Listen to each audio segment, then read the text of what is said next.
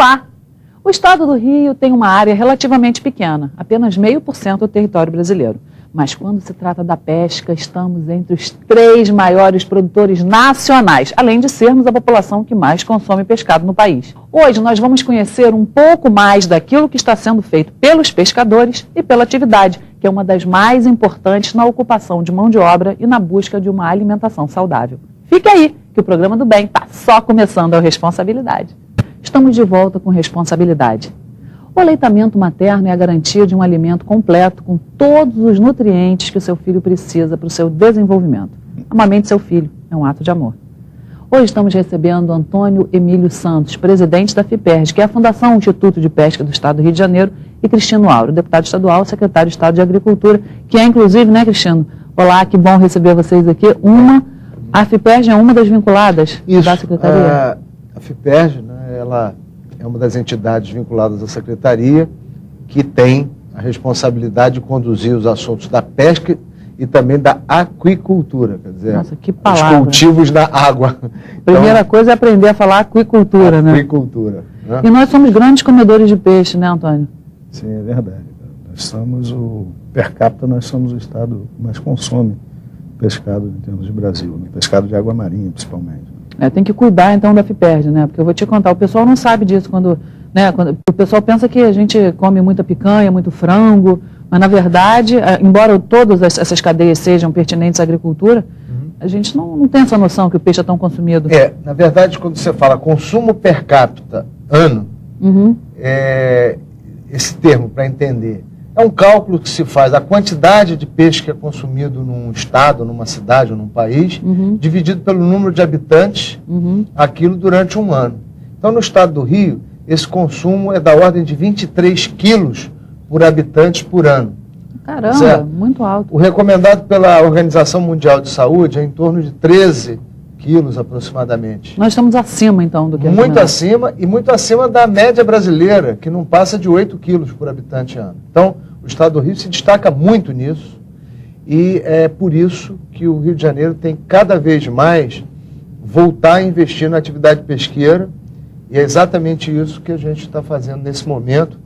O governador Sérgio Cabral quer que a gente aproveite muito bem a oportunidade que se criou em Brasília com o surgimento do Ministério da Pesca. Entendi. A pesca nunca teve um ministério, portanto, nunca teve orçamento.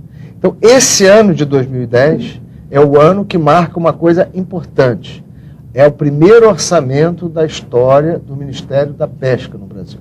E, com isso, os estados que estavam meio órfãos em Brasília de com quem falar, onde buscar o recurso, porque, Cláudio, é o seguinte, a gente sempre discute, conversarmos eu e o Antônio aqui um pouquinho antes do programa, os recursos estão em Brasília porque a maior parte dos impostos dos brasileiros, os impostos mais importantes, eles vão para ser administrados pelo governo federal. Então é lá que a gente também tem que buscar a maioria dos recursos necessários para desenvolver as atividades que geram, salários, arrecadação e que geram emprego. Então, esse assunto da pesca, ele começa a ganhar uma importância muito grande novamente no Brasil, e especialmente no Rio de Janeiro, que está entre os 3 maiores produtores de pescado do Brasil e uma das mais importantes regiões produtoras de pescado do mundo, dada a característica que o litoral do Rio tem de ser um litoral muito fértil para a reprodução de peixes, uma área que a gente chama de ressurgência, que é justamente um fenômeno natural e que ocorre com uma presença muito grande nessa costa do Rio de Janeiro. Por isso, o Rio vai retomar esse espaço e vai retomar isso tendo como base a FIPERJ, que é a entidade que vai dar esse suporte. Antônio, a sua administração tem sido muito elogiada. Eu tenho visto nos jornais e tenho visto assim, bastante elogios, né, como eu já falei, a respeito desse período que você tem estado à frente da empresa. Quais são as novidades? O que você fez para inovar? Eu acho que a inovação partiu do próprio secretário Cristino, do governador Sérgio Cabral, quando nos convidou, porque nós somos oriundos do setor. Né? Então, por estarmos no setor há mais de década, nós vivemos na base e frequentamos a base. Então, nós trazemos a demanda da base. A demanda que nós apresentamos é a demanda que vem da base, das bases, não só na cadeia da pesca, como na cadeia da aquicultura. Como o secretário falou, o nosso litoral ser farto, né, nós temos um litoral que tem muita variedade e pouca quantidade. Isso é a retórica que existe. Só que hoje, por exemplo, a sardinha, né, o estoque pesqueiro da sardinha hoje está no nosso litoral, que abastece inclusive outros estados, como Santa Catarina, que é tido como o maior produtor, mas esse peixe é pescado no nosso litoral. Em função disso, nós estamos trabalhando, junto com o secretário, com o governador, na realização de pesquisas, de estatísticas, para demonstrar realmente qual o nosso potencial, o que nós temos aqui, e a partir desse potencial formular políticas públicas. Porque se nós não tivermos dados, nós não podemos formular coisas que sejam concretas. E isso passa por aprovação de questões estruturais, né? Como houve o caso agora recentemente, existia uma pendência de mais de 10 anos na questão do ICMS de embarcações, que hoje, a partir do próximo ano, os pescadores já estão isentos. Estamos trabalhando também na questão do licenciamento da aquicultura, que foi aprovado agora pelo Conselho Estadual.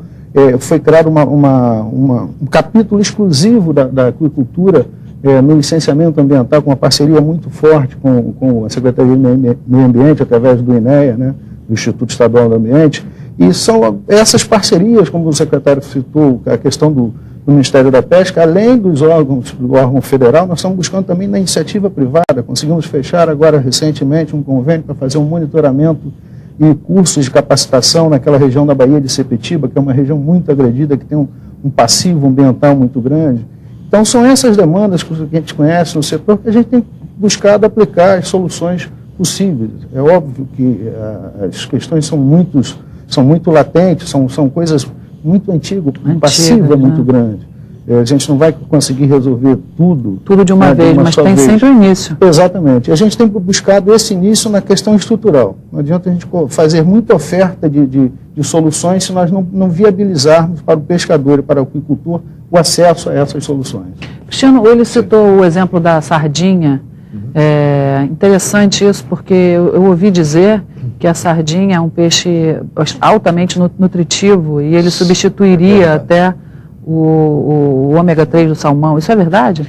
É verdade. A sardinha, ela, durante muito tempo, ela foi tratada com certo desprezo pelo desconhecimento do quão positiva é a presença nela de diversos aminoácidos nobres, do ômega 3, que é tão propalado, né, como um item importante na nutrição, que de fato ocorre nesse pescado. É óbvio que a gente teve no estado do Rio alguns problemas importantes ao longo do tempo, relativos à perda de capacidade da indústria pesqueira, por erros do passado, por falta de respeito da maior parte das indústrias à questão ambiental, por falta de modernização. Essas empresas elas foram perdendo competitividade. Além do mais, em outras épocas, o governo do estado assistia essas empresas irem embora, fecharem, sem ter uma ação mais forte, sem ter uma intervenção nesse assunto, e passivamente. Ora, a postura do governo do estado mudou muito, e o governador tem nos estimulado bastante a prestar atenção no desempenho dessas empresas. Então, o que nós fizemos, por exemplo, na cadeia produtiva do leite, protegendo a indústria local, fazendo com que aumentasse a produção, nós teremos boas novidades em breve relativas à cadeia produtiva da indústria da pesca. Porque só com uma indústria forte, o nosso pescador pequenininho, esse pescador artesanal, que é tão sacrificado no mar, é uma pessoa solitária, quase que entrega a própria sorte, ela vai poder se juntar num grupo de apoio à produção. Ou seja, tirar um pouco desse improviso que é você ter que pescar, entregar seu pescado a um preço que você não conhece e ficar ao sabor, né, do mercado numa dificuldade cada vez maior. Então, ao reativar a indústria pesqueira, e o assunto da sardinha é muito oportuno porque grande parte da produção, como colocou aqui o presidente, está na nossa região, embora por falta de uma estatística pesqueira. O que é a estatística pesqueira? É você ter uma informação Porque é fácil contar, por exemplo, uma boiada. Você bota um pasto, vai lá e conta boi. Agora, como é que vai contar peixe solto no mar? Né? Inclusive, teve uma matéria há um tempo atrás, que eu me lembro disso, dizendo que as sardinhas estavam sendo extintas. É mentira? De fato, a questão ambiental andou fazendo um estrago muito grande nos estoques de sardinha. Agora, em compensação, nós temos tido super oferta do produto em determinados períodos. O que tem que haver é respeito à questão ambiental, conhecimento dos estoques brasileiros, divisão correta dos espaços onde pescarão as grandes embarcações industriais que estão preparadas para isso, mas que têm que pescar longe da costa, porque elas têm condição e autonomia para ocupar o espaço, vamos dizer, territorial brasileiro com bastante tranquilidade, e reservar os espaços para a chamada pesca artesanal, que é a que envolve a grande maioria dos pescadores, nessa região onde a gente tem o quê? Segurança para que eles se desloquem e, ao mesmo tempo, oferta efetiva de estoques. O Rio de Janeiro, como não conhecia seus estoques, não tinha como planejar a sua ação. Então, hoje, o que eu tenho que dar testemunho também aqui da administração do Antônio, é que ele está muito empenhado e tem trazido muitas demandas para o nosso conhecimento. E, graças a isso, nós que já tínhamos feito ali um plano de cargos e salários para os funcionários, também tivemos a satisfação de ter o governador anunciando para breve um concurso na FIPERJ, fazendo com que os quadros técnicos venham a ser reforçados, porque não se consegue fazer nada sem profissional de qualidade, sem gente que conheça o mar, que conheça a biologia, enfim, que faça com que isso vá à frente. Há quanto tempo que não havia concurso, Antônio? 19 anos, 20 anos, né? 20 anos. E é uma conquista, é aquilo que eu te falei. É mais uma demanda do setor, que carece. Hoje o nosso quadro, faço até uma homenagem ao nosso quadro, porque é um quadro heróico que realmente se dedica, e nós fazemos muito mais do que a capacidade numeral de técnicos que nós temos. E com esse reforço que nós vamos ter, que basicamente são técnicos que vão para o campo. Ontem eu estava brincando com o secretário municipal que nós tivemos audiência, eu falei, nós vamos colocar mais de 50 técnicos na rua. Aí ele olhou para mim e falou, não é para despedir ninguém, nós vamos botar no campo, trabalhando, no mar, no rio. Atuando realmente. E quais são as funções, Antônio, efetivamente? Você tem muita desinformação no setor e vocês capacitam? Qual é o tipo de... Sim. O que ocorre? A pesca envolve 3 atividades, né, chamada pesca de formas diferentes. Você tem a pesca chamada industrial, que é de maior escala, que é uma atividade diferente. Você tem a pesca artesanal de água marinha, que é uma outra atividade que se confunde na legislação com a pesca de águas interiores, que são rios e lagoas, mas cada um são atividades distintas. Então você tem informações a ser levadas a esse público. Tá? Quando você fala na questão da aquicultura, que é a criação de organismos, né, em cativeiro, você tem a questão da qualificação. Porque é bom você falar isso, o que é aquicultura? Explica de novo. A criação de organismos vivos em água. Você tem na parte de águas interiores, principalmente, na própria aquicultura e ranicultura também, que é uma outra a atuação da FIPERJ na questão do desenvolvimento da ranicultura. Nós temos um laboratório aqui no Rio que tem um trabalho maravilhoso na questão de ranicultura e que está aberto. Ranicultura é a criação de rãs. Né? Tá aberto, é muito incipiente ainda, né? Mas nós estamos com um trabalho fabuloso lá, com reaproveitamento de água, aquecimento com a base de luz de energia solar. Um trabalho fabuloso em parceria com a universidade aqui do próprio Rio de Janeiro. Eu soube que essa carne é maravilhosa, mas não é muito difundida ainda, né? É verdade, porque hoje o custo dela ainda é caro. O custo dela ainda é alto. Um dos focos desse trabalho que nós estamos desenvolvendo lá é reduzir em até 30% o custo de produção e esse preço chegar ao consumidor, facilitando, né, essa espécie e comercializar essa espécie.